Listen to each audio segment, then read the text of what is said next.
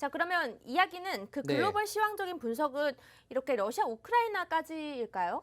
그래서 결국에는 지금 네. 제가 앞서 말씀드렸던 것처럼 첫 번째, 인플레이션에 대해서 우려했어가지고 그것 때문에 긴축 속도를 굉장히 빠르게 했었지만 네. 공교롭게도 러시아랑 인도랑 중국에서 에너지를 공급하다 보니까 그걸로 인해서 인플레이션이 어느 정도 완화가 되었었고 두 번째로 원래 시장에서 있었던 결국적인 전쟁에 대한 리스크도 지금 시장 여건 상황에서 전쟁이 어느 정도 해소되려는 움직임이 보여지고 있기 때문에 지금 시장에서도 원래 고질적인 문제였던 리스크들이 해소됨에 따라 가지고 시장이 이제 지금부터는 매수해도 되겠다라는 콜사인이 내려진 겁니다.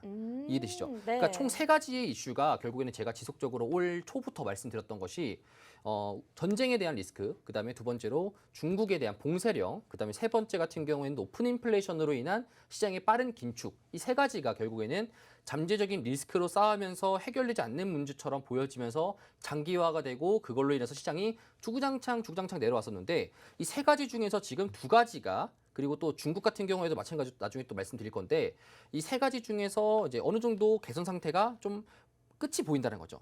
해소될 것 같은 이제 끝이 보이기 때문에 시장에서 저가 유입 자체가 들어오는 것이고 그 상태에서 개인들의 신용 물량 자체가 줄어들게 되고 시장의 버블 자체가 어느 정도 내려오다 보니까 기관이나 외국인 입장에서도 매수할 수 있는 계기가 될 수 있는 것이고 그에 따라서 시장이 급등했다. 네. 요 논리입니다. 아, 네, 그렇군요. 이해되시죠?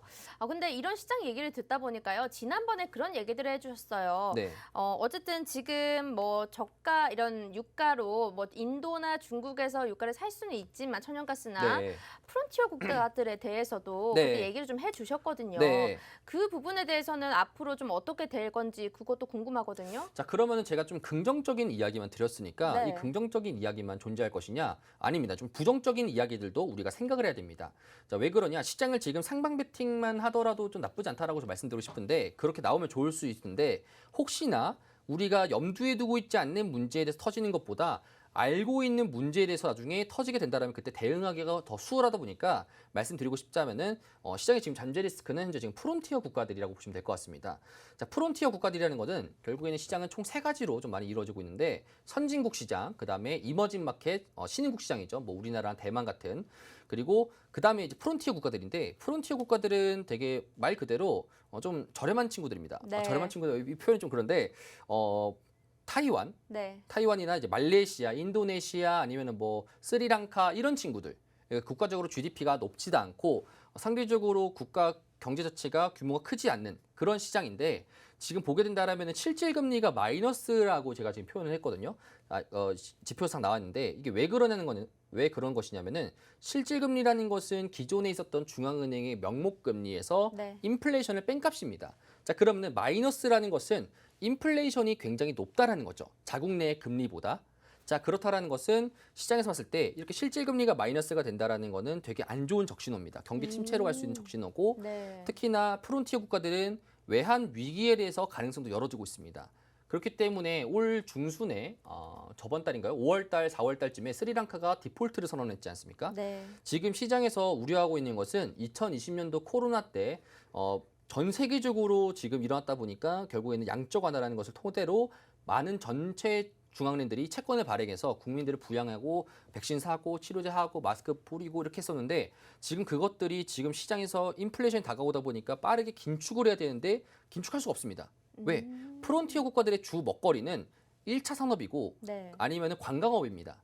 근데 코로나가 개선됐더라도 지금 시장에서도 코로나가 완전하게 100% 개선됐다라고 말할 수 없지 않습니까? 아직까지도 지금 뭐 하루에 10,000명 정도나 아니면 5,000명 정도의 확진자가 국내에서도 발생하는데 해외에서 마찬가지일 겁니다. 자, 그렇다 보니까 지금 프론티어 국가들은 2020년도 때 돈을 마구마구 뿌렸었는데 돈을 벌 수도 없는 상황이고 그에 따라서 지금 높은 인플레이션이 나오다 보니까 금리를 올려야 되는데 금리를 올릴 수가 없는 상황. 그렇기 때문에 시장에서 지금 외환 위기까지 지금 열어두고 있는 상황입니다.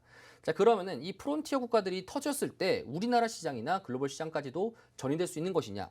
아직까지 모른다라는 게 정답인 것 같은데 말씀드리고 싶은 거는 지금 전체적인 시장 상황에서 얘네들까지 챙길 여력이 없습니다. 이 국가들까지 챙길 겨를이 없는데 이 국가들이 나중에 신흥국 시장까지 번지게 되고 그 신흥국 시장이 리스크가 선진국 시장에 번지게 된다라면 문제가 될 수 있지만 아직까지는 그냥 우리가 알고만 있는 상황으로 우리가 생각하면 될 것 같습니다. 알겠습니다. 네. 근데 제프님 제가 이야기를 듣다 보니까요. 네. 많은 이야기는 해주셨지만 네. 이 주린이들이 포인트적으로 알아야 되는 시황 같은 경우에는 짚어주시자면 어떤 게 있을까요? 그러면은 이제 이런 거죠. 결국에는 세 가지 제가 말씀드렸던 계속적인 리스크들, 전쟁에 대한 리스크, 네. 에너지 상승으로 인한 인플레이션에 대한 리스크, 그리고 세 번째로 중국 봉쇄령에 관한 리스크인데 이 리스크들이 결국에는 언제 해소될지 몰라가지고 시장이 빠졌었지만 이제 끝이 보인다. 그렇기 때문에 저가 매수가 들어왔었고 우리나라뿐만 아니라 글로벌적인 전체적으로 상승이 나왔던 거다라는 것으로 여러분들이 해석하시면 될 것 같습니다. 그러면요. 네. 오늘 시장의 반등이 단기적인 거라고 보세요? 아니면 앞으로는 지속적인 상승이 나올 거라고 보세요? 그거는 좀 봐야 될 것 같은데 일단 다음 주 같은 경우에 숨통이 열었다라고 생각할 수 있는 이유가 뭐냐면은 다음 주 같은 경우에도 상승세가 여러 개 붙을 것 같습니다. 자, 그런데 이제 중요한 거는 7월 둘째 주인데 이제 네. 그 이야기는 제가 조금 이따가 네. 추가적으로 말씀드리도록 하겠습니다. 7월 둘째 주가 왜 중요한가요? 옵션 만기 날이고 플러스로 이제 FOMC 네. 관련돼서도 변동성이 이제 굉장히 크겠네요. 그쵸 이야기했으니까 그거 관련해서 또 이제 네. 제가 또 말씀도 드리려고 합니다.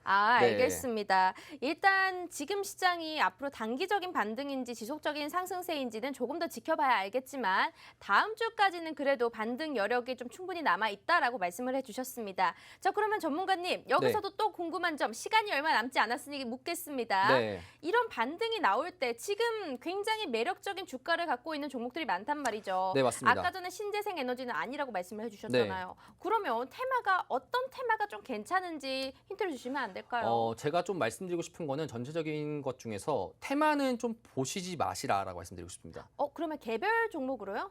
섹터를 보셔라 말씀드리고 싶습니다. 테마 같은 경우에는 우리가 할 수 있는 급등주 위주로 네. 시가총이 좀 저렴한 친구들인 네. 건데 지금 시장을 좀 명명백백하게 보게 되면은 오늘 시장에서 가장 많이 상승이 나왔던 것들은 시가총이 높은 친구들이나 낮은 친구들이랑 동일한 상승폭을 나타냈단 말이죠. 네. 자, 그게 왜 그러냐면은 특히나 바이오 시장 같은 경우에도 대형주든 그리고 중소형주든 일반 소형주든 고점 대비 하락폭이 동일합니다.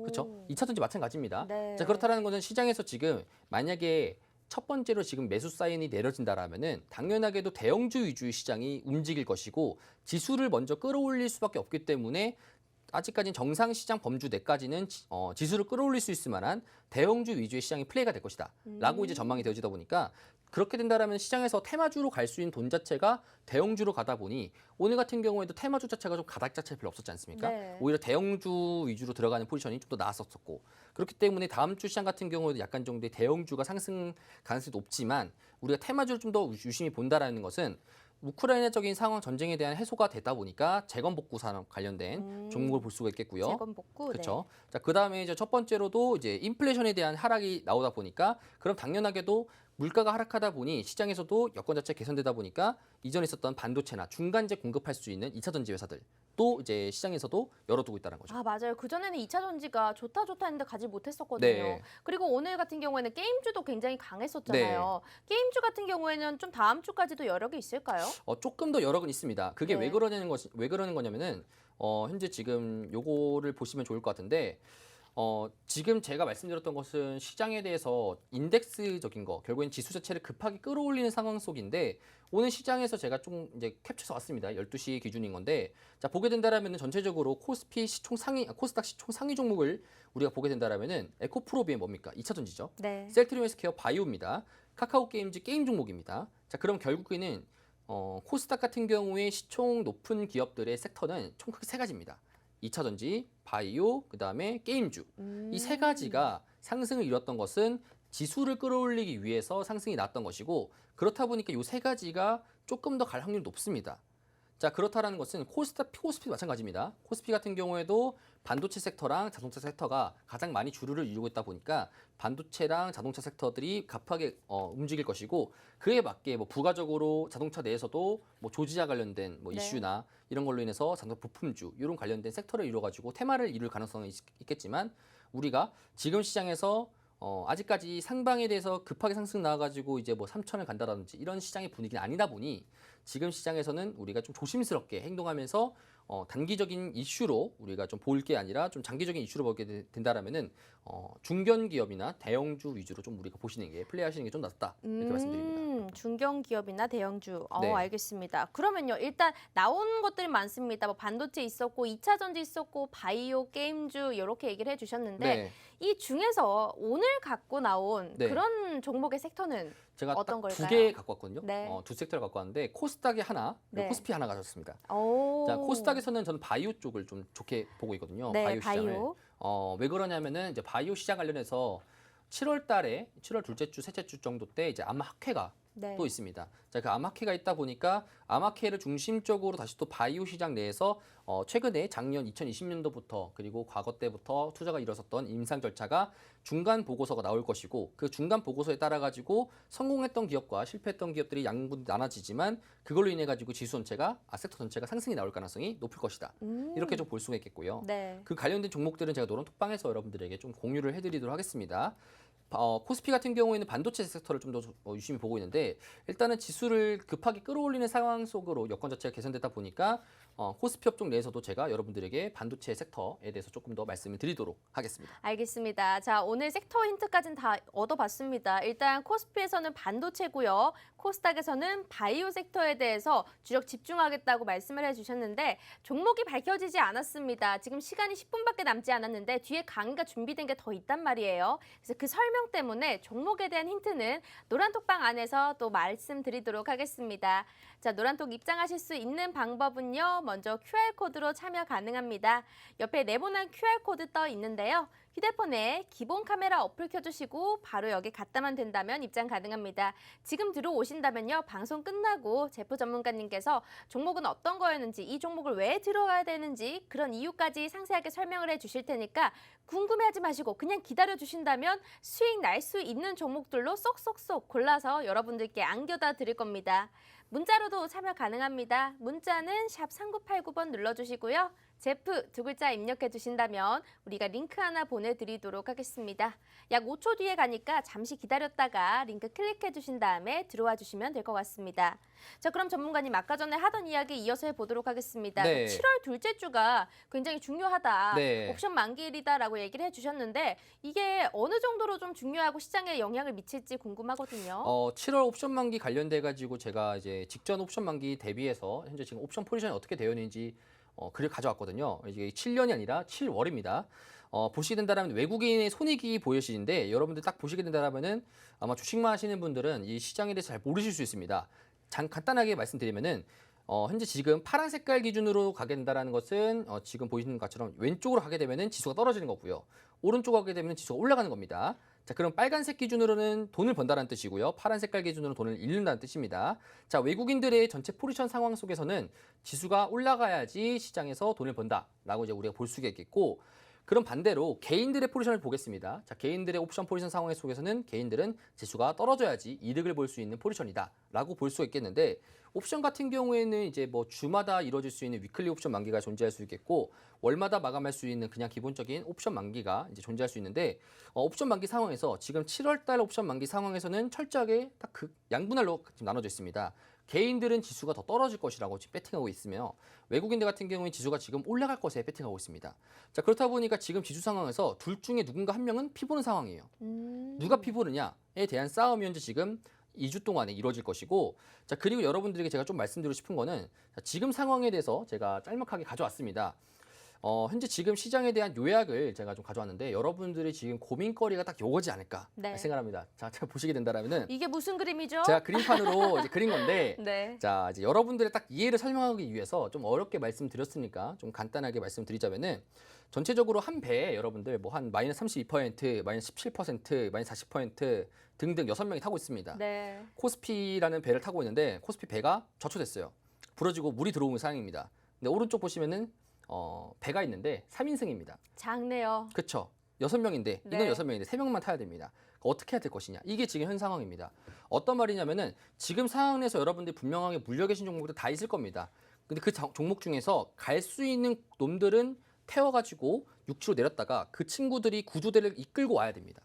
그게 현재 지금 상황이다라는 것이고, 네. 전체적인 섹터 내에서 어떻게 내가 요리조리 잘 해가지고 전략적으로 취해야지 지금 상황 속에서 여러분들의 계좌가 개선될 것이고 만약에 그 상태에서 아무런 행동을 취하지 않는 상태라면은 그대로 배가 저초됩니다.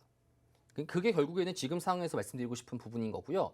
그럼 어떤 섹터들이 좀 상승이 나올 수 있는 지속적인 상승이 나올 수 있는 거고 내가 가진 종목들이나 내가 가진 섹터 중에서 잘 될 섹터랑 잘 안 될 섹터랑 구분이 필요합니다. 네. 그 구분에 대해서는 제가 여러분들 노란 톡방 내에서 섹터 내에서 말씀을 드리고요. 그것들 토대로 여러분들이 3인승 살 수 있는 배를 타신다라면은 시장 상황에서 좀 여건 자체가 개선되지 않을까 이렇게 좀 여러분들 말씀드립니다. 근데 사실 네. 오늘 좀 시장이 반등이 나오면서 나도 지금 이제 손절을 해야 되나? 조금 수익률이 좀 적어졌으니까 네. 그래도 괜찮으니까 손절해야 되나? 이런 부분이 있을 텐데 네. 노란톡방에서 설명도 괜찮지만 네. 지금 방송에서도 조금 알려주시면 더욱 도움이 될 것 같아요. 일단은 지금 제가 좀 요약을 해드리자면은 네. 지금 당장에는 여러분들 어떠한 액션을 좀 취하지 않으셨으면 좋겠습니다. 그냥 가만히 있어라? 그 왜 그러냐면은 지금 시장 내에서 아마 주변 동료들이나 대부분 사람들이 지금 최근 들어서 저도 주식시장 보게 된다면 가슴 아픈 게 네. 지금 같이 바닥에서 올라갈 때는 개인들이 손절하고 있습니다. 맞아요. 그렇죠? 자, 그렇다는 소리는 개인들이 주식시장을 떠난다는 소리예요. 과거 때 2020년도 때 지수가 막 급하게 올라가고 시장이 좋았을 때는 개인들이 막 이제 비투 하면서 영끌하면서 들어왔었지만 다시 또 토해내면서 다시 또 떠나는 시장이 지금 보여지고 있는데 사실 그때 많이 벌었죠. 네, 그때는 맞습니다. 아무거나 사도 많이 올라갔던 장이었으니까요. 네. 자, 그렇기 때문에 지금 개인들이 이틀 연속 동안에 한 1조 한 2천억, 3천억 정도 가까이 지금 코스피 시장에서 매도가 나와 있는 상황이거든요. 근데 그 매도를 지금 기관들이 받아주고 있습니다. 기관 금투들이 받아주고 있는데 그 받아주는 이유는 당연합니다. 개인들이 그냥 나 이제 주식 안 할래 라면서 그냥 과하게 정리를 하는 겁니다. 그렇죠? 질렸다는 거죠. 재미가 없으니까. 자, 그렇다는 것은 시장에서 다시 한 번 더 그것을 손바뀜이라고 말하는 건데 네. 시장에서 매수 주체가 과거에는 개인이었었지만 지금 최근 들어서는 기관이 매수를 받고 있는 뜻이고 오늘 같은 경우에는 코스닥이 더 많이 올랐던 이유는 코스피 시장 내에서는 외국인들이 매도 포지션이 났다는 거죠. 그런데 코스닥 시장에서는 매수가 나왔습니다. 자, 그렇기 때문에 외국인이 지금 조금만 더 유입이 되게 된다라면 시장에서 굉장히 반가워하면서 급하게 지수가 상승하는 그런 장이 될 테고요. 그렇기 때문에 지금 현재 외국인들과 기관들이 앞으로도 사줄 것으로 지금 보여집니다. 네. 왜? 계속적인 개인들 반대 매매가 이루어졌었고 개인들이 시장이 떠나고는 상황 속에서 지금 시장 내에서는 좀 많이 빈집이 형성이 된 게 굉장히 많다. 이렇게 네. 여러분들이 느끼시면 될 것 같고 관련돼 가지고 그렇기 때문에 섹터적으로 지금 대부분의 섹터들이 다 상승하는 이유가 바로 그 때문입니다. 네. 알겠습니다.